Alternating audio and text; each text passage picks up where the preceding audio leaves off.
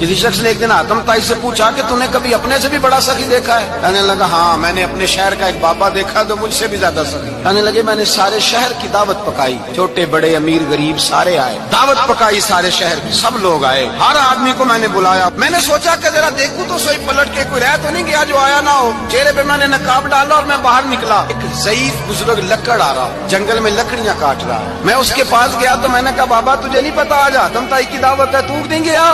کہنے لگا بیٹا مجھے خبر آئی تھی، اطلاع ملی تھی، پر میں نہیں گیا۔ تو کیوں نہیں گیا؟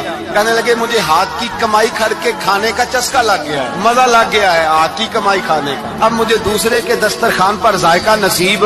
کہتے میں پلٹنے لگا تو بابے نے بلایا، کہنے لگا ادھر آ یار۔ میں گیا تو اس نے 5 آنے نکالے، کہنے لگا آتم تائی کا جو بندہ لنگر پکانے والا ہوا نا، یہ 5 آنے اسے دے دینا، آتم تائی کو ضرورت نہیں میرے پیسوں، تو بڑا امیر آدمی ہے، یہ اس کو دے دینا 5 آنے لنگر والے کو، اور اس کو کہنا بڑے بڑے نیک لوگ آئے ہیں دعوت میں، 5 آنے میرے بھی شامل کر، میرے دیے ہوئے پیسوں سے لقمہ کھا لے گا تو اجر مل جائے گا۔ آتم تائی کہتے ہیں میں نے کھینچ کے نقاب اتارا اور بابے کو کہا یار سینے سے لگ جا، میں تو مالدار ہو کے سخی ہوں، تو غریب ہو کے بڑا سخی۔